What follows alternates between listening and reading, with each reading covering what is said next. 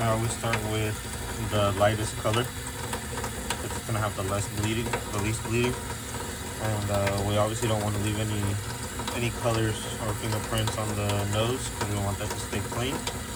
So we're gonna start here and just do like a quick little rinse. All it needs. And get a little toothbrush here. Make sure it's soft bristled. Just go to town. I don't put a lot of pressure, just enough to agitate the surface in case there's some dye that's trying to bleed out or sitting on the surface. So we just want that to come off. Obviously, since the soap that I chose was blue, it's kind of hard to tell if it's bleeding blue or not. But I'm only more worried about the more saturated colors, like I did some brown ones. I threw some white Revo 2 years on it, and right away I left the ring here from the hardware, putting some pressure on the skirt and the ears, and so the ears had a brown ring on them. It's kind of inevitable that it's gonna bleed, so I do my best to get as much of it cleaned off and sealed off as I can, but naturally these materials are gonna bleed out over time. If it does get super faded, I offer this to anybody. Maybe I never said it directly, but if you ever come to me with an issue of, oh gosh, it's been like a month or 6 months and it's faded, it doesn't look the same as before, just contact me. I'll redo it for you for free. But I want you guys to rock them as much as you can. Obviously that doesn't apply to patterns, because patterns are kind of like a one-time thing. You can't really re-dye a pattern.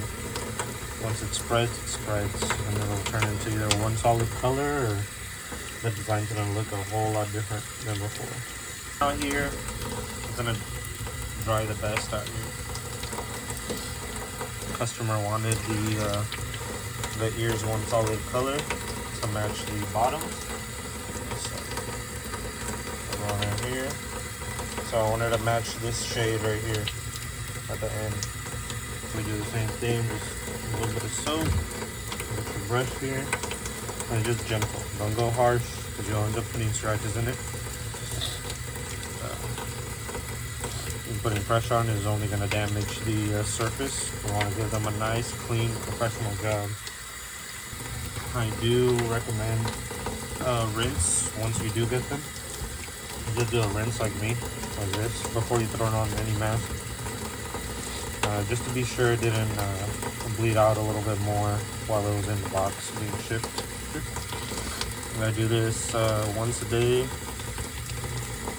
every day after I dye them. It usually takes about 3-4 days, and then I'll stop seeing dye in the soap bubbles, and then that's my signal to ship them out. That's why I signal to add the VRP coating and pack them up and ship them to you. I got the strap in the pot, so this sticker and this strap will have a lot of not sticker but tag. It'll have a lot of dye in it, and then just get in there and back and forth. Sometimes you'll see it in the bubbles, but this one isn't that noticeable, because even this is still kind of like a light shade of blue. Do both sides.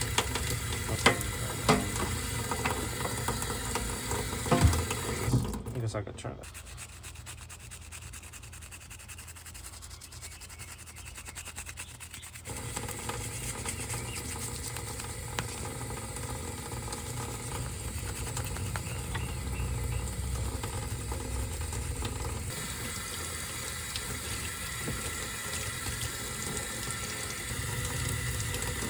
We're gonna go together.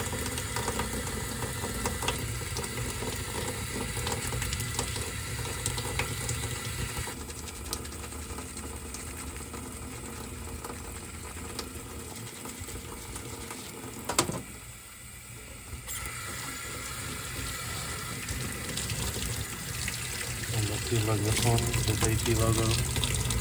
I turns red.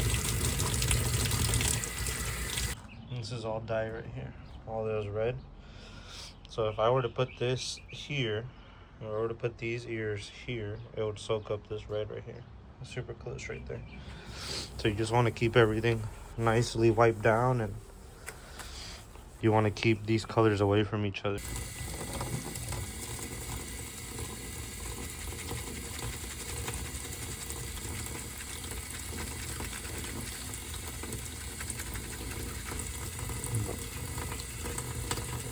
I like to go in every direction I can up against these lines here. That's where you'll get the concentration of the dye that bleeds out.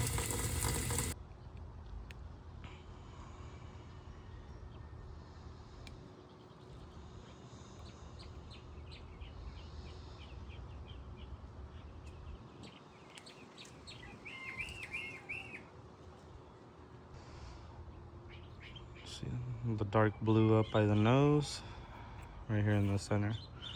Dark blue up in the nose right there. And then it goes down to very light. These are molten silver, so they have that kind of like pearl effect on the nose. It looks super nice. Right here we got the white nose, blue fade, and this one the fade's opposite. It's blue in the bottom and light at the top, because you want it to fade into the white nose. It looks super cool too.